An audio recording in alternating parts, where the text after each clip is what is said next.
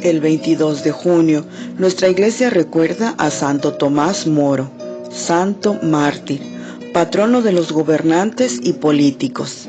Año 1535, Inglaterra. Nació en Londres el 7 de febrero de 1478. Sus padres fueron Juan Moro, abogado y juez, y Agnes, su primera esposa. Estudió en Oxford y en Londres. Dominaba el griego y hablaba con fluidez el latín. Además, estudió francés, historia y matemática, aprendiendo también a tocar la flauta y la viola. Escribió poesías tanto en latín como en inglés. Se consagró de una manera especial a las obras de Pico de la Mirándula, quien influyó mucho en su vocación. Cultivó también el conocimiento de estudiosos y de hombres sabios. Fue un gran humanista. Su mente osciló durante un tiempo entre el unirse a los cartujos o a los franciscanos de la estricta observancia, órdenes que observaban la vida religiosa con gran exactitud y fervor.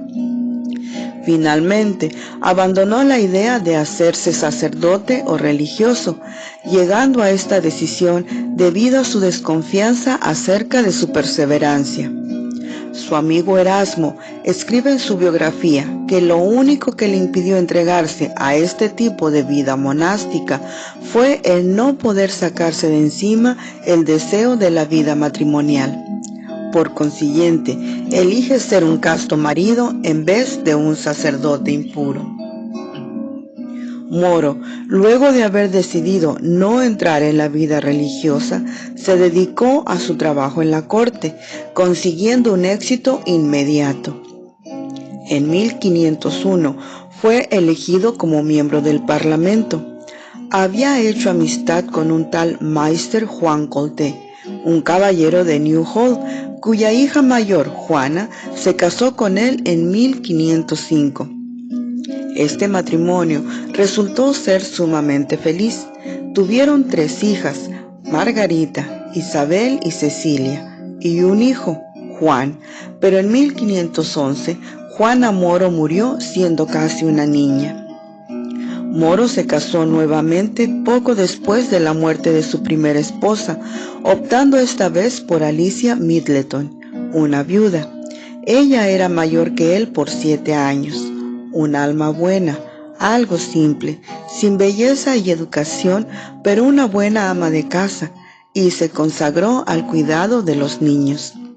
En general, este matrimonio parece haber sido bastante satisfactorio. El santo supo compaginar una vida interior profunda con una vida escrupulosa en sus obligaciones profesionales. Como pionero en la promoción de los laicos, se enfrenta a los problemas de su tiempo con criterios cristianos. Crece su prestigio como abogado y en la corte le piden su colaboración. Es elegido canciller del reino. Su fama va creciendo, recibe cargos y con ello buenas compensaciones económicas. En junio de 1520 ya pertenecía al séquito de Enrique VIII y en 1521 fue investido como caballero y el rey lo nombró tesorero subalterno.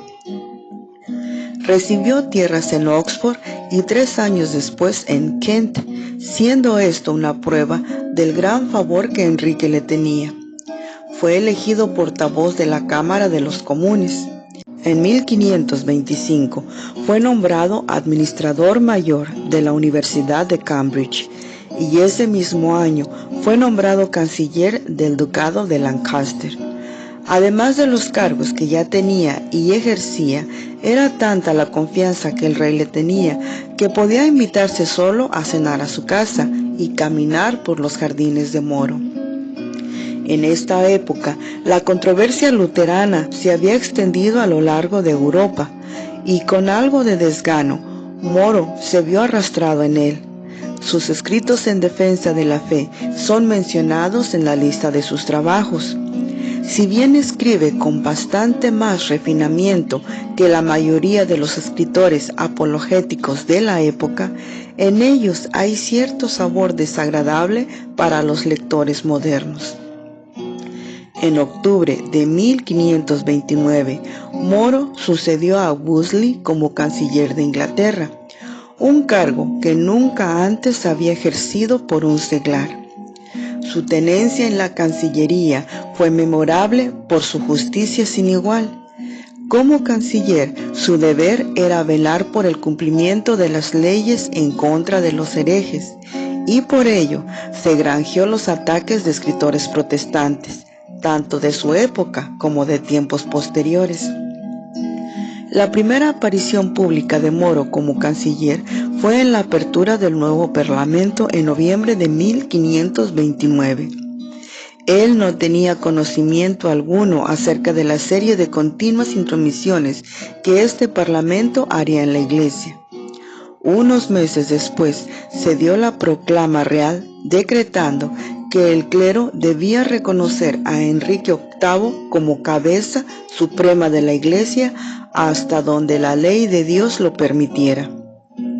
El rey Enrique consigue la anulación de su matrimonio con Catalina de Aragón por presiones y sobornos. El santo renuncia a su cargo, intuyendo que eso le costará muy caro. Moro se niega a firmar el acta de sucesión y de supremacía, por la que se proclama el rey cabeza de la Iglesia anglicana y la dependencia de Roma. Moro acata la autoridad civil del rey, pero no quiere ser infiel a su conciencia. Poco después, Tomás Moro es juzgado y encerrado en la Torre de Londres.